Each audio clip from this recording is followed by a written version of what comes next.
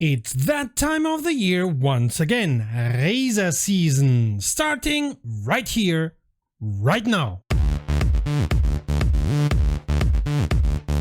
This video is dedicated to the memory of Richard Sherman. His name may not ring a bell, but if I told you our videos are supercalifragilisticexpialidocious, I'd be quoting one of his many songs. Greetings Romy, you're watching Rom, the channel sharing the joy of sim racing and a regular news roundup, our weekly sim racing news. Thanks to all those who come here often, especially those who subscribe, and even more, our patrons. My name is Serta and I will be your host for this video.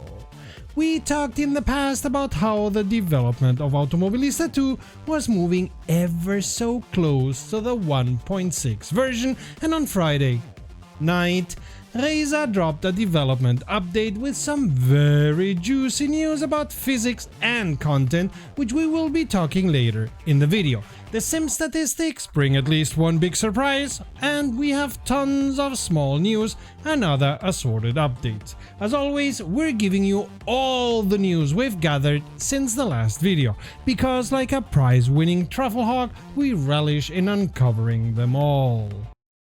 We have 5 data points in our statistics and number 5 will definitely surprise you.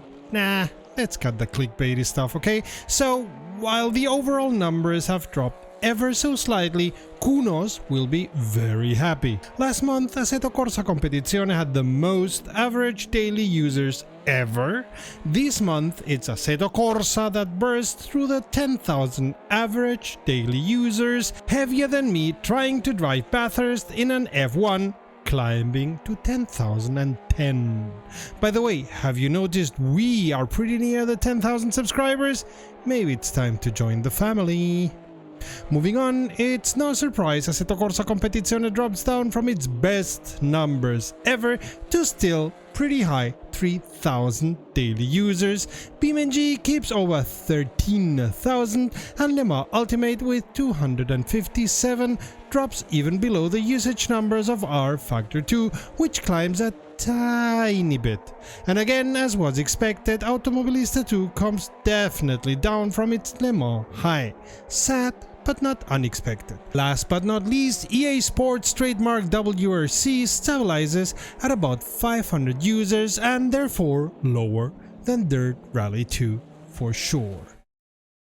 Competition Company, the company behind Rennsport, is looking for a ton of developers to work mostly remote for either the team in Malmö or the team in Munich, but mostly to work remote. All permanent positions from the look of it. Sadly, they don't seem to need any kind of project management. And I wouldn't go for a permanent position anyway, as much as I'd be interested. As we said previously, SCS were working on the electric Renault truck for ETS2, which is now available in-game. Remember, you can only access it through the Quick Jobs section for now, even if this is planned to change in the future. Keeping with SCS's truck simulators, ETS2 and ATS got a JCB equipment pack, so you can drive JCB machinery around. It seems F1 24 got so much bad rep that EA had to put up a statement that, when reading between the lines, sounds like an apology for its disastrous physics. I'd like to think that the only way is up for them, but we're talking EA, so I'm not so sure about that. We're coming near to SnowRunner's 13th season. Dig and Drill, bringing a 2 square kilometer big map set to be in Almaty, which seems to be in Kazakhstan. Helped by 2 new vehicles, you will help rebuild the mining infrastructure by conducting geological surveys, rebuilding the cargo airport, and delivering equipment and raw materials. Expeditions will get co-op in beta at some unspecific time in June. Also, a new free update will have you exploring underground in the Canap Creek caves. And keeping with this family of games, Mudrunner VR is now available for Quest devices. French company Nakan known to us sim racers mostly for Test Drive Unlimited and for being the parent company of KT Racing, who published many official WRC games in the past, has set up a department that will take care of everything racing, especially but not exclusively sim racing. The first steps have been presented as the prototype of a direct drive wheel under the brand name of RevoSim. They have not released any pictures of it, so you can imagine how much of a prototype it is yet. Also, Test Drive Unlimited Solar Crown, man, that's a mouthful, will be released on the 12th of September. Well, look at that, the first playable hypercar has arrived to Le Mans Ultimate.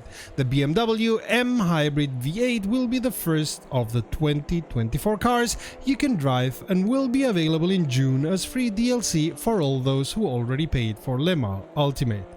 Together with the car, all of 2024 liveries have been added to the sim. Expect this update to drop on the 10th of June, right before the Le Mans 24. MSG say this is going to be part of a, and I quote, wider update coming in June. Raceroom saw many updates these last 2 weeks, the last one taking care of a memory leak when using custom liveries. The ABS level is now part of the telemetry, so it can be used by third-party applications like SimHub. Autodrom Most has been updated to its 2024 configuration with a different pit lane entrance, some tweaks in the texture and improvements in the AI. The pit lane entrance was also corrected in Dubai for the GP configuration, as well as in Indianapolis and Assen. An enormous amount of cars also got AI improvements, among them the Formula cars and the Praga. And the GTR4 car class got some tuning of the dampers. The same can be said for Suzuka and Stowe, while the newly added Portimao got a fix in the time attack spawn, which until now was on the same location as in the old track. Oops. And they published their BMW Pack 2024, which we talked about in the last video, which brings the BMW M2 CS Racing, the BMW M4 GT4, G82 and the BMW M8 GTE into the sim. While I like these cars, a new series would have been nicer. Oh well. The version numbers in the Automobilista 2 beta have been growing steadily as Reisa's team has been keeping busy with tons of work, new content and what may be an even more thorough shakeup of the physics than the 1.5 version. And you may remember what an earthquake that one was. This 1.6 will bring some very juicy content. As we expected after hearing of the partnership with IMSA, Reisa has been able to start talks with different brands, and they tease that 7 premium car brands will appear in Automobilista 2 during this year, with maybe even more being added. And not only with cars that race IMSA, but all over the classes already represented in the sim. The first brand they announce will have many of you giddy, as it's going to be Audi. The German subsidiary of Volkswagen has a long and interesting story in motorsport, especially endurance, and while they've given up most of their motorsport experiments to concentrate on F1, there is a lot to put on track coming from them. The first models will drop as free content with the 1.6, with later models coming inside DLCs, of which we suppose there will be a lot if we are talking 7+ brands being licensed. First of those free models will be the DTM Audi Quattro V8, an iconic car that helped Hans-Joachim Stock win 2 DTM championships in the 1990s. Expect to find the car within the Class A cars for free once the 1.6 arrives. Another Audi that you will be driving for free if you bought Automobilista 2 will be the Audi R8 LMS GT3, which will be added to the GT3 Gen 1 class. The Audi R8 LMS Evo 2, on the other hand, will be part of the content of the Endurance Pack Part 2, which Reisa plan to deliver at the same time as they release the 1.6. The DLC is planned to have a moderate price of €10 USD. Speaking of DLCs, now that they have the license, Reisa will be releasing an IMSA track pack again at the same time as the 1.6 update for €15 USD. It will bring 3 IMSA tracks, but for now we only know of Road Atlanta. The 2 others will be uncovered in later development updates. which we will report accordingly, of course. So if you haven't, now it's a good time to subscribe to the channel to not miss our news and other videos we'll be producing. I dearly hope for a Racer version of Sebring, because that would be chef's kiss for me. Moving on to the meat of Automobilista 2, the physics. The 1.45 version presented a more detailed way of how all the parts in a car work together to deliver the racing, and how they therefore add to the realism and immersion of the sim, while 1.5 detailed tires and suspension. Well, for the 1.6, Racer has looked deeper into the tires and specifically into how the tires' physics change when being used. Specifically, the way heat changes how they work and react. Add to this flat spotting, wear and degradation, and the extensive work made on wet weather tires, and you get Automobilista 2 version 1.6. And while they were working on the tires, they also analyzed and implemented upgrades to the way the brakes handle heat, how their behavior changes with heat, overheat the brakes in 1.6, and you'll notice,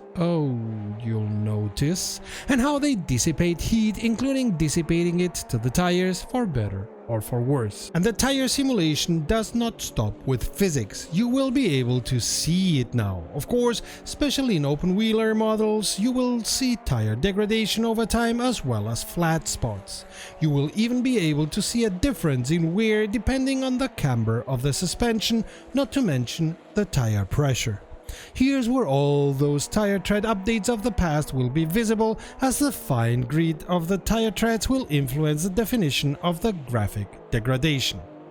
Pit entrances and pit exits now have pit lights, so now you can see when the pit is open or closed, as well as being informed on pit exit if there is incoming traffic. Blinking blue lights if I remember correctly. The racing line will also get some adjustments and will be grippier in dry conditions and more slippery in wet conditions. Also, windshields got some attention, with Racer explaining that they will even show fingerprints. Who touches a race car without gloves? Was it you? Particle physics have also been updated, bringing most realistic smoke from motor failures as well as from tires.